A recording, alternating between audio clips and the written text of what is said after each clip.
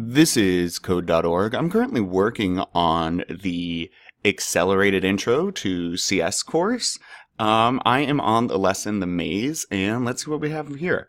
Trace the path and lead me to the Selly Pig. Avoid TNT or feathers will fly. Yeah, our feathers. Oh, okay, so I see TNT. Let's see what this code does. I'm going to hit run. And it's always okay to test out your code a bunch. You don't have to be right away. Okay. And it wants us to use less than 5 blocks here. All right, so let's go ahead and drag. It looks like I need to move over and turn right. Oops, and make sure that they click together.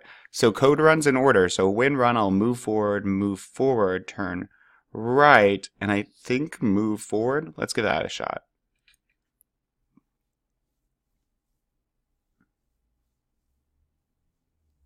Oh, awesome. We got it. And it's getting a bit trickier as we keep going. So, yeah, let's keep it up.